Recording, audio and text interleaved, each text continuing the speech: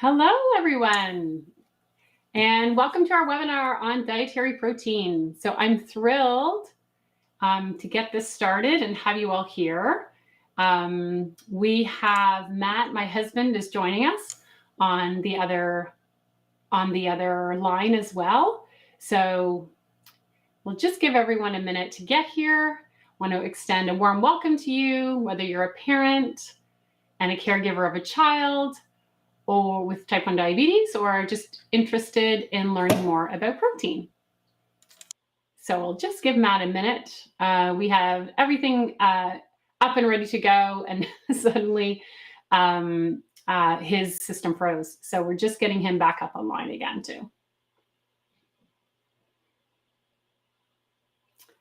So my name is Beth McNally, and I'm excited to guide you through today's session. As you may know, I am a clinical nutritionist who specializes in what's called therapeutic carbohydrate reduction for type 1 diabetes. And this means I work with families to explore low carb or very low carb nutrition as a way to manage diabetes more effectively. So I've also worked with various clients in using nutrition for conditions such as cancer and type 2 diabetes as well. And I am also the mother of a son who has T1D. So before we dive in, I want to let you know that the chat box is open. I encourage you to use it. And my husband, Matt, will be helping me keep an eye on the chat. So feel free to say hi, introduce yourself, and share your questions and comments throughout the webinar. I love engaging with you all. And we'll do my best to address any questions at the end of our session if time allows. So please remember, this webinar is a safe space for learning and discussion. And I know that managing type 1 diabetes can be complex and sometimes overwhelming. So today's session aims to provide clarity and support. And I also want to mention that the information we discuss today is for informational purposes only. So it is not intended to constitute medical advice, and no practitioner-patient relationship is formed through the use of this information. So a person with T1D, as you may know, should not make any dietary changes without first consulting their qualified medical professional, as insulin may need to be adjusted. So it's important to consult with your child's diabetes educator before making any changes to what your child eats. So let's get started. And here's what we have planned for this afternoon. So first, we're going to explore why growing kids need dietary protein and its role in their development. And then we'll delve into how eating protein impacts blood glucose levels and why it's important for your insulin regimen to consider the protein your child consumes. So that's what we're going to look at first. And as we explore the role of dietary protein, I would like you to note that we are focusing specifically on this one aspect today. So a meal usually contains a mix of protein, carbs, and fats, all of which influence glucose. So while we're concentrating on protein and its effects, please keep in mind that a comprehensive approach to managing T1D involves considering all of these components together. So I appreciate your understanding as we zero in specifically on protein and what to think about when managing diabetes. So I'm happy to see you here. Thank you for joining us, and let's dive in. So let's begin by looking at what needs to be in any type of nutrition intervention, any way of eating that would help a child to better manage type 1 diabetes. So we can think about foods that help stabilize blood glucose and also foods that are high in essential nutrients. And in any of the work I do, I always have this at the core of everything, and it fits nicely with what we'll talk about today. So let's look at, why do children need to eat protein? So turning our attention to the different types of dietary protein sources, dietary protein is essential for human health. It comes in a variety of sources. On the one side, we have animal-based proteins, such as meats, poultry, fish, eggs, and dairy. And on the other side, plant-based proteins include foods such as soy products, nuts and seeds, and as well as legumes like beans and lentils. And you can see these listed here for reference.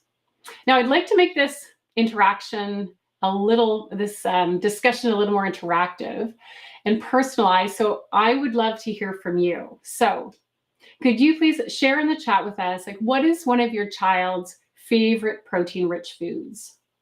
So, or if you're here for yourself, what is your favorite protein food? That will help us understand how different families incorporate protein into the meals. So I'll give you a minute to add your answer in the chat. What is one of your child's go-to foods?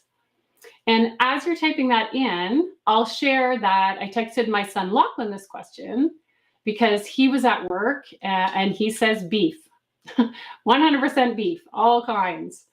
And he, I said, any kinds of beef? And he was like, steak, hamburger, ground beef, doesn't really matter. He's been cooking up a lot of ground beef as he gets ready to live on his own at college. So that was kind of top of mind for him.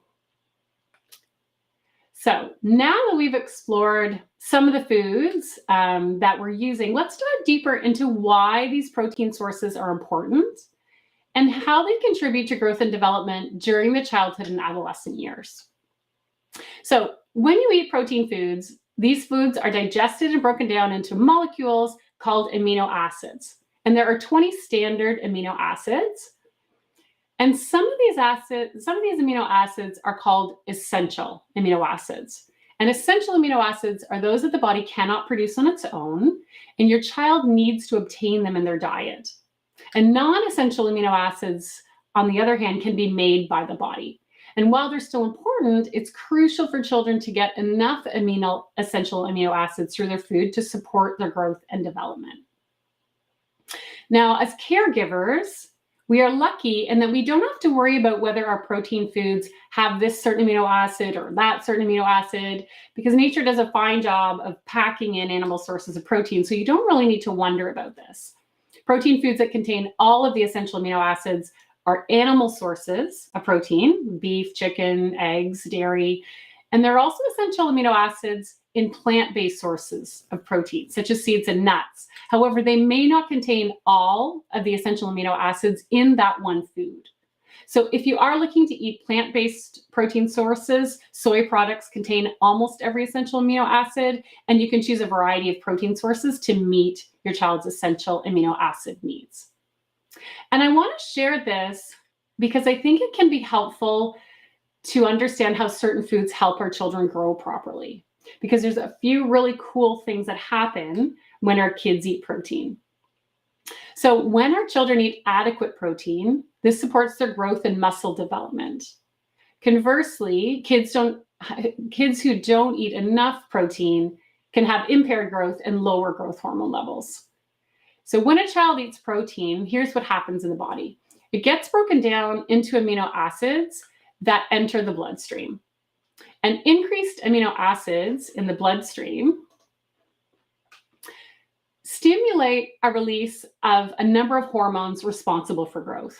So these hormones help muscles and bones grow by increasing the uptake of amino acids into cells and stimulating protein synthesis. So this supports muscle development and bone lengthening and overall body growth from childhood to adolescence to adulthood. And additionally, protein foods provide essential vitamins and minerals that are crucial for your child's health. So eating protein helps your child get important nutrients like B vitamins and minerals such as zinc, iron, selenium, calcium, and magnesium. And these nutrients support various functions.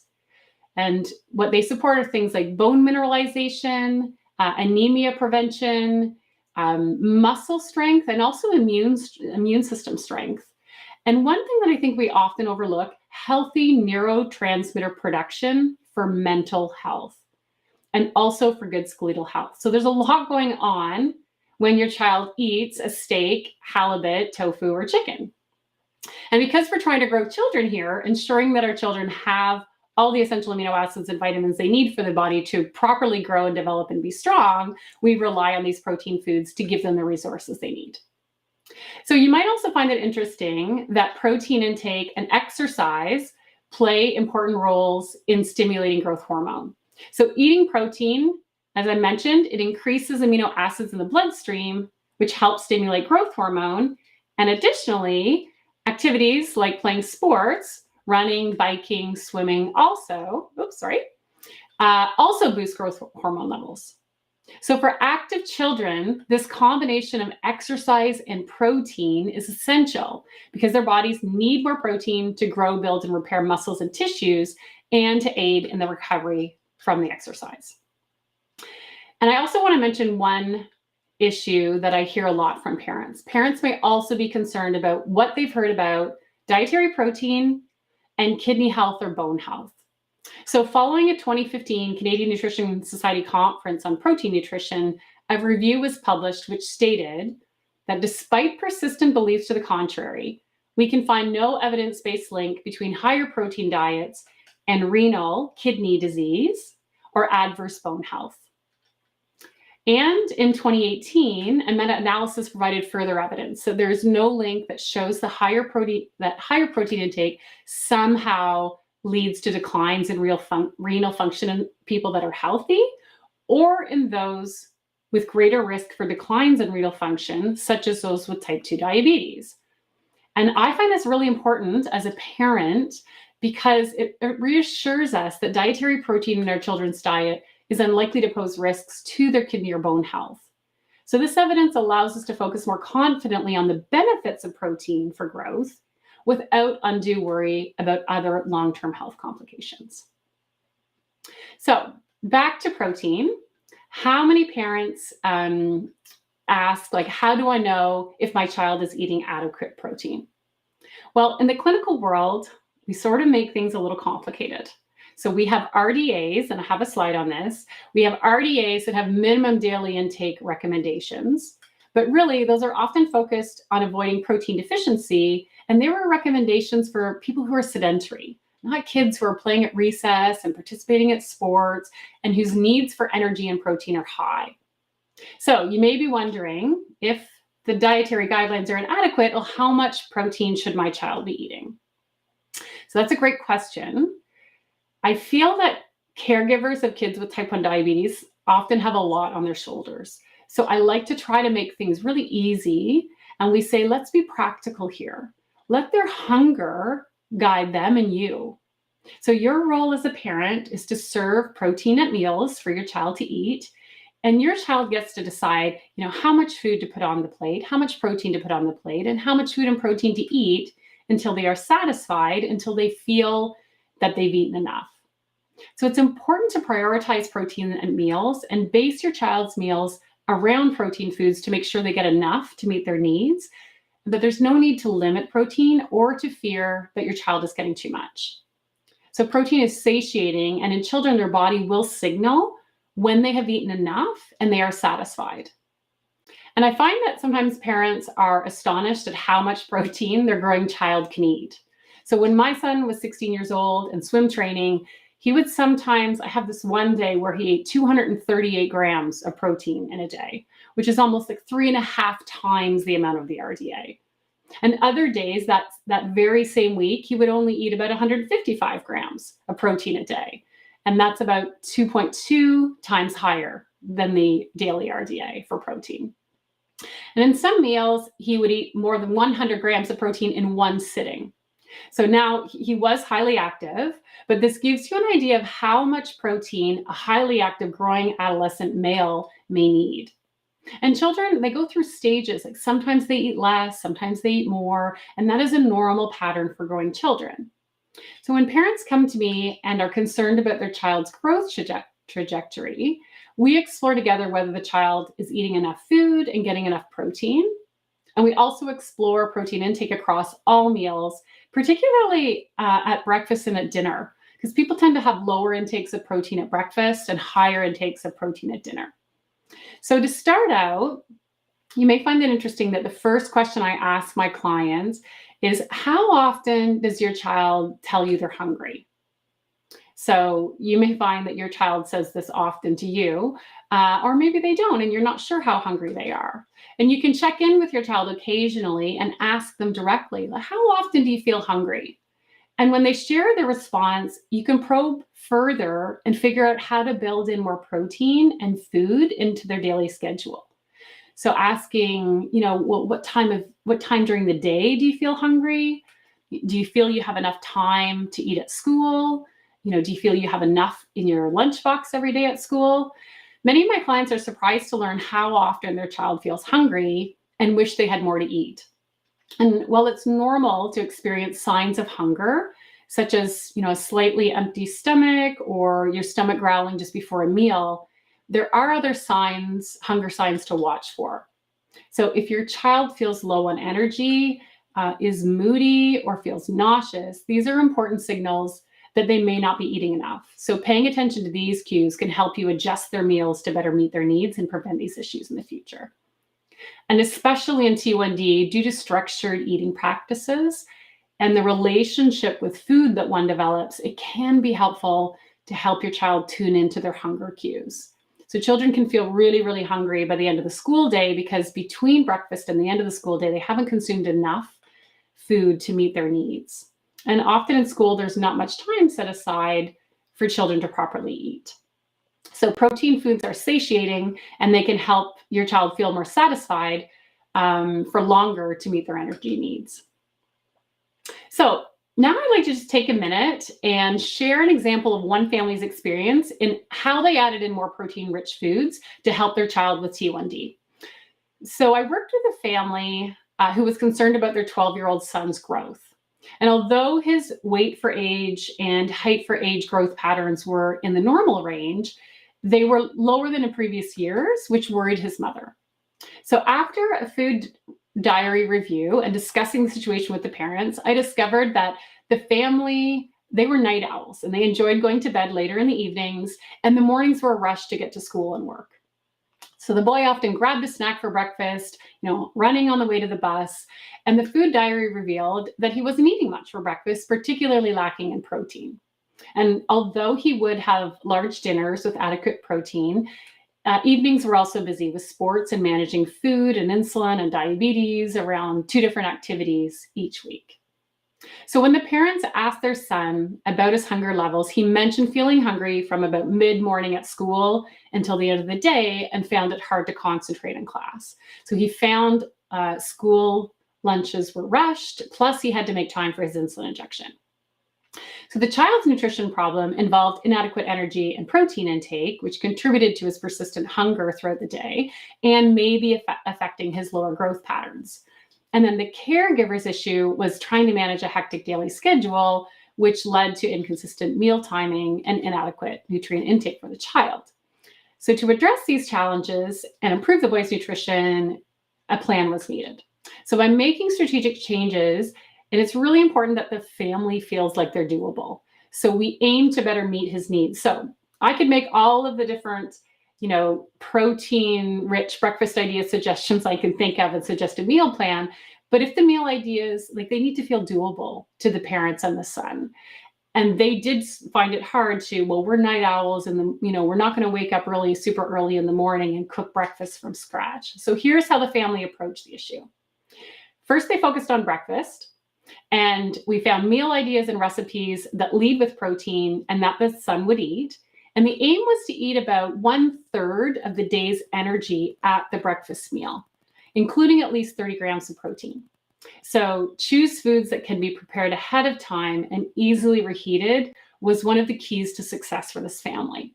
And they decided to set aside time on Sunday afternoons to plan and make the breakfast meals ahead of time. So we had these make ahead, reheat, and serve breakfasts that were available. And the other thing I encourage families to do is figure out who's going to do what. Who will plan the meals, who will grocery shop, who in the family will cook the breakfast meals on Sunday, and who would clean up the kitchen after. And then finally, they decided on a firm wake-up time for the parents and the child that provided enough time to prepare the breakfast and eat the breakfast. The other thing I encourage a lot of families to do, and this also was something this family did, was speak with the teacher to ask for extra time to eat school lunch and snacks. There's often not enough time for any children at school to eat snacks before they're thrown at the door for recess. And our children also need to find time to do their insulin injections. So don't hesitate to ask for more time if that's needed. And also what this family did was focus on snacks. So adding a protein food to snack time would address the child's low energy and protein intake with that sort of revised meal plan and better time management. So the parents noticed right away that the son thought it was easier to concentrate at school. And one thing, and I heard this from his mom, and I hear this a lot, everybody seems to notice that the child is sleeping better. So I love to collaborate with families on these approaches, not just to understand, help them understand, well, what foods do you choose, but how do you make time in a busy life to make this all seem doable? So it's also important to assess, of course, that there's nothing else going on, no undiagnosed celiac disease or a thyroid condition or a malabsorption condition of any kind. Or also sometimes children don't like or want to eat protein foods. So it's important to address those things as well. So that was that family situation. Now let's delve into how dietary protein itself impacts blood glucose and why it's important to consider protein foods when dosing insulin, and how, when you understand this relationship, we need to know to do this to optimize our child's health in type 1 diabetes. So I know that I'm speaking to some of you here who follow therapeutic carbohydrate reduction, a low carb or a very low carb way of eating to help manage type 1 diabetes. So the information we're going to talk about next is not relevant to those who inject large amounts of rapid-acting insulin at mealtime to cover a meal high in carbs. So everyone is welcome here, all ways of eating, but a lot of this information that I'm talking about in terms of insulin use really focuses more on a therapeutic carbohydrate reduction meals in type 1 diabetes. They're typically low in carbs, contain adequate to high amounts of protein and dietary fat. So dietary protein and blood glucose levels. I'm sure that many of you watching right now could host your own webinar on this topic. So let me ask you, and you can reply in the chat, if you were talking to a person with type 1 diabetes who wanted to start a low carb way of eating, and you wanted to tell them something you feel is important to know about protein, what would it be? So someone wants to start a low carb way of eating. You want to tell them something that you think is really important. What would you tell them? So put your answers in the chat. I'll give you a minute.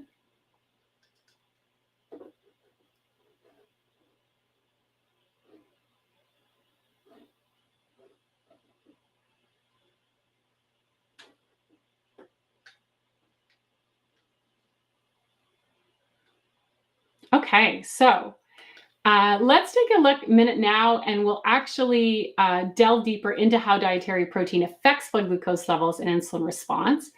And we'll examine a study, but before, I just want to mention how important it is that we have a nutrition plan for children that prioritize foods high in protein, and they consume foods with fat for adequate energy, for their energy and their essential fatty acids, and then consume foods low in carbohydrates. So just want to mention again this therapeutic carbohydrate reduction approach, which makes type 1 diabetes easier to manage. And I say this as we go into this next section because I want you to keep in the back of your mind as we look at these next two studies. So let's examine a study where adults, I'm just going to go to the next one, where adults without diabetes who are of normal weight consumed 50 grams of protein from a very lean hamburger. So 50 grams of protein from a very lean hamburger. And as you can see from this chart, the study subjects' blood glucose levels showed minimal change after consuming the protein. So very small amounts, a very small blood glucose response from that 50 grams of protein. And to put this into perspective, we can compare the glucose responses for 50 grams of carbohydrates versus 50 grams of protein. And you can see that the blood glucose response for 50 grams of carbohydrate is much more significant than from protein. So protein seems to have a minimal effect on blood glucose levels in people without diabetes. And this is why your doctor may tell you that, oh, no, we don't need any insulin to cover protein. We don't actually see effects on blood glucose from dietary protein. And that may appear to be the case when we see this slide from this study. However, that's actually not true. There is insulin released when we eat protein, whether you have type 1 diabetes or not. So we know this because in this very same study, we can look at the insulin response. So when those 50 grams of protein were consumed, we observed a slow, gradual increase in insulin secretion. And this demonstrates that even though the body releases some insulin in response to dietary protein, and the body does this because the muscle cells need to uptake the amino acids from the protein foods and for protein synthesis. So the amount of insulin you can see that's secreted when 50 grams of protein is eaten is definitely much smaller than when the 50 grams of carbohydrate are eaten, but we do see insulin being secreted. So comparing insulin responses, you'll notice the amount needed to manage 50 grams of carbohydrate is considerably higher than for the 50 grams of protein. And I really like to pause for a moment when I see this visual, because this is quite important for type 1 diabetes, even though the slide was done on humans without diabetes. So the visual allows us to see how much insulin is needed to cover certain types of foods. For carbohydrate foods that cause a blood glucose spike of 50 milligrams per deciliter, which is about 2.7 millimoles per liter, quite a lot of insulin was secreted by the body. But on the other hand, dietary protein did need the pancreas to release some insulin, but not as much. So in T1D, as we aim to replicate the body's natural insulin response through therapy, we can see the carbohydrate foods that cause blood glucose spikes will need a lot more insulin, and protein foods cause a blood glucose rise, but that occurs more slowly over a long period and uses insulin in a different way to carbs. So we can think about this as parents, as being aware of these differences may help you in tailoring better insulin management strategies. So pretty soon we'll delve into how these insights inform insulin therapy. But for now, just keep this comparison in mind when you look at how the human body reacts from an insulin perspective to carbohydrate and to protein. Okay, so now let's get into when a person with T1D eats protein. So when a person with type 1 diabetes eats protein, blood glucose levels will not rise quickly right immediately after the meal, because protein doesn't break down into glucose molecules like carbs do. But protein does have an impact on blood glucose levels in T1.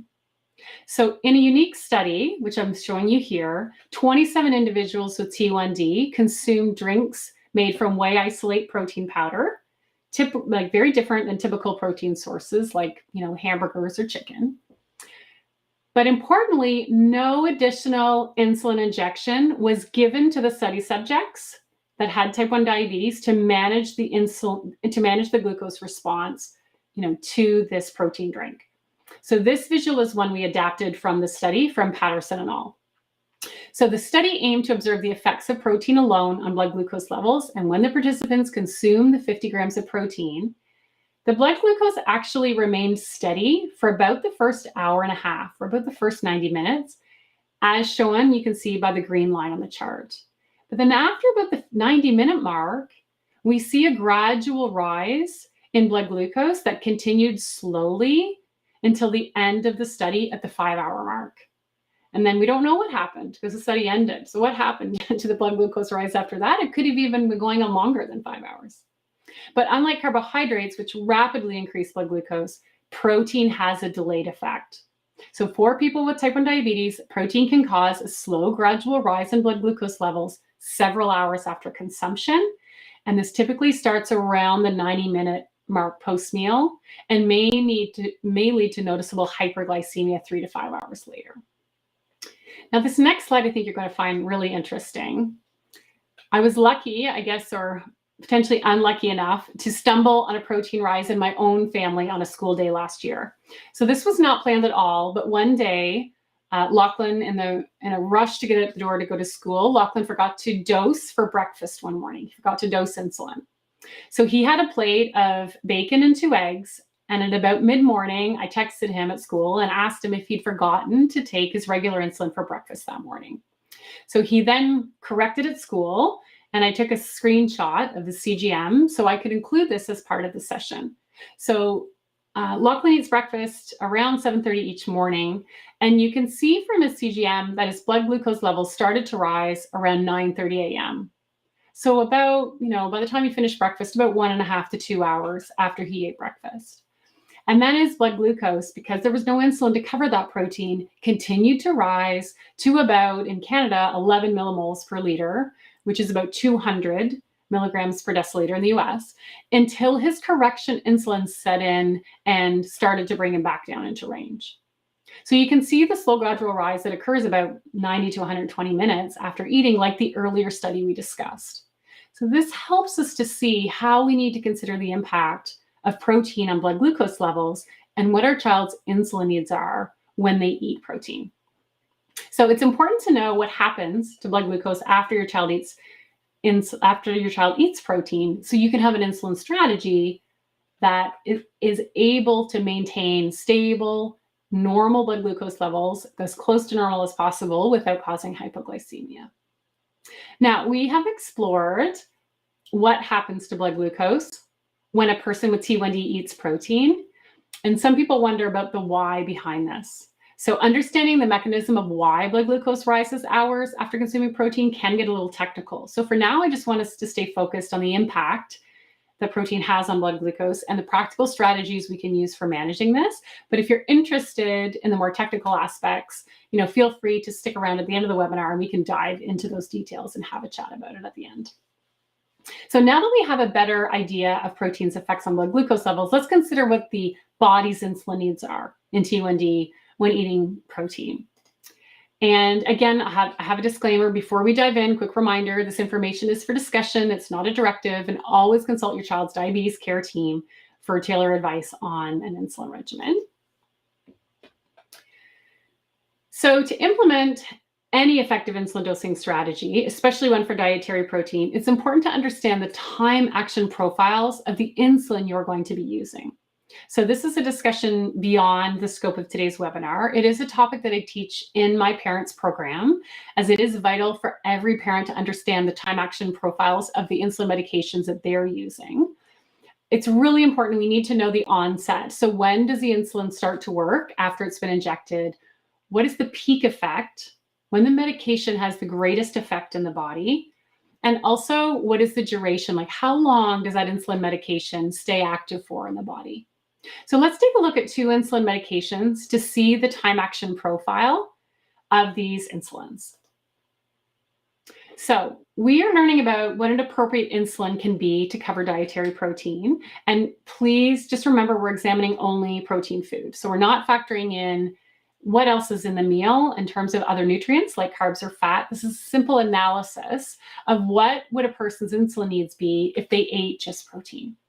So let's first explore whether a rapid-acting insulin, such as Novolog or NovaRapid, would be a good fit when your child eats protein. So what are we looking at? So this is an illustration that we have put together based on this study, and the green line indicates across the visual, it indicates the blood glucose response from consuming protein.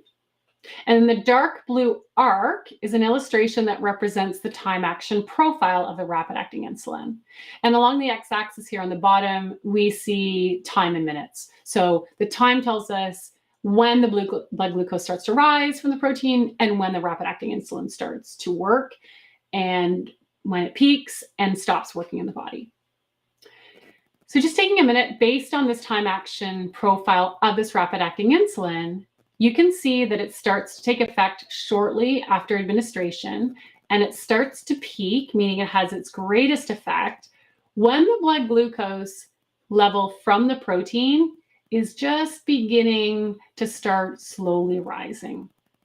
So if your child consumed protein and you gave them an injection of rapid-acting insulin because you were trying to cover the protein, what do you think would happen? So this chart illustrates the protein's impact on blood glucose. It doesn't even start till around this 90 or 100-minute mark.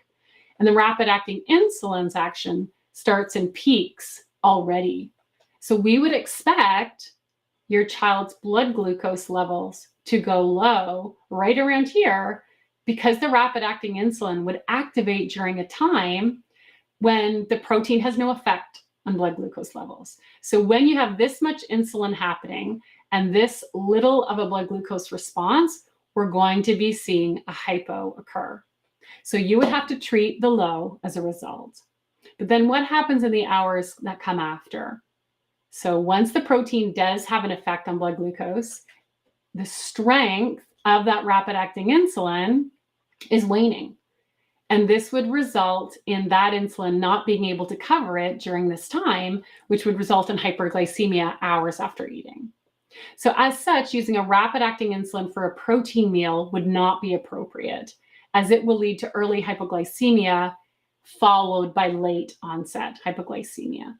And I've observed that some studies on low carb diets for type 1 diabetes report that the study subjects experienced hypoglycemia, almost as if they were saying the diet caused hypoglycemia, which makes me really wonder if the researchers properly adjusted the mealtime insulin and understood how this worked. So it's important to account for how low carb meals affect blood sugar and make sure that the insulin dosing reflects this. Now, if your child is using an insulin pump, they will be using rapid-acting insulin in that pump. So what are your options for covering protein using rapid-acting insulin in a pump? And here's where advanced bolus settings on an insulin pump can be used. So advanced bolus settings for extended bolus and split bolus options do provide flexibility in using the insulin pump for managing insulin use for protein. That being said, many people that are using therapeutic carbohydrate reduction for type 1 diabetes tend to use an insulin called regular insulin. So this is the other insulin option that we have. And let's now consider whether a short-acting regular insulin, our insulin, would be a good fit for when your child eats protein. So based on the time action profile of regular insulin, which is here in the light blue, you can see that it starts to take effect later than a rapid-acting insulin and has a slow and gradual activation. And its peak effect occurs when the blood glucose level from the protein is beginning to rise. So you can see that they're actually quite closely matched here. So if your child consumed protein and you administered regular insulin, due to regular insulin's time action profile, what would happen? Well, you would need to figure out the timing of when to give the insulin injection. And getting this right involves a trial and error process with lots of tracking. But here are the basics. Because this graph illustrates that protein's effect on blood glucose does not start until about this 90 to 100 minute mark, and the regular insulin's action starts to slowly and gradually activate and then peak around the 180 minute mark, the regular insulin profile is a better match for dietary protein. So just as the impact of protein on blood glucose is more gradual, so too is the insulin action of regular. And the activation of regular better matches that. And this is why many in the low-carb community following therapeutic carbohydrate reduction follow the suggestion by Dr. Richard Bernstein to use regular insulin for low-carb and high-protein meals. So now remember that this is solely looking at protein, not a meal with protein and fat and carbohydrate, but I hope this clarifies the effects that protein has on blood glucose and the insulin needs of someone with T1D who consumes protein. So please note that this is purely for illustrative purposes in the context of no or low carb meals, focusing on protein, and this is something you can discuss with your child's diabetes care team. So this afternoon, we looked so far at why children need protein for growth and development, how much protein they should be eating, and how you can gauge that based on their hunger levels and how satisfied they feel at the end of their meals, and how dietary protein affects blood glucose levels starting about 90 minutes after the meal and into the ensuing hours, and why it's important for your insulin regimen to consider the protein that your child consumes. So I hope you found the webinar insightful and helpful. I do love working with families, and if you feel it would be helpful for you to discuss your child's nutrition with me, I'm happy to discuss this, and you can book a one-on-one session directly with me. If you're new to low carb for T1D or wanting to try it, or you've done low carb for a while and you're looking to dial things in, I've got my 30-day guided group program coming up. The next program starts on September 9th, where you'll have access to me for a full 30 days, including a one-to-one that caters to your personalized needs, as well as the parent community and our T1D Nutrition alumni group. So please don't hesitate to reach out to me if you have any questions about that. But for right now, I'll just see if we have any questions in our chat room that have come in. Please feel free also to ask your questions that come in right now too. So I see that we have one from Kenya. Thank you, Kenya. How much grams of protein is required by age daily? So that's a really great question, and it's one that's really challenging to answer.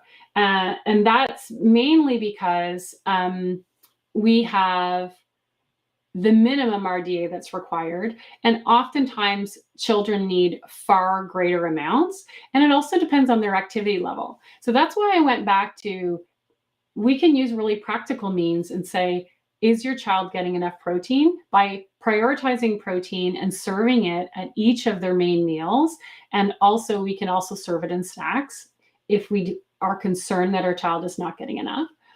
And then we can gauge it based on our child's hunger levels. So unless there is a condition that is impairing their absorption of the nutrients that are coming in from eating their protein, like something along the lines of celiac disease or something where they aren't able to break down protein foods, then we would use their hunger and their satiety, their satisfaction, as a gauge as in terms of, are they getting enough? So I see that the children that I work with are growing really beautifully. And we just have to make sure that they're eating enough food. If your child is saying that they want more, then we often say, okay, how can we increase the portion of the protein for that? And I don't find that we have a lot of children who are eating too much protein. If you are concerned that your child may be eating too much, because that is something that can come up, then we look for leaner types of protein that could be served so they get all of the amino acids and the vitamins and minerals they need. And then maybe we just make sure that the fat portion of that comes along with that protein food, is not high. Children generally need adequate amounts of dietary fat in their diet. It's good for them. It is not bad for them, particularly when it's coming along with their protein food. However, if we have concerns on the other end with weight, then we can also consider that as well. I also encourage you that if you have questions and you want to reach out to me directly, my email address is beth@t1dnutrition.com. You can do that way, or you can also message me through the T1DN Facebook Messenger app as well. And I hope that you have found this helpful. If there are no more questions, then we will close off our webinar for today. Thank you for joining me. Okay, take care.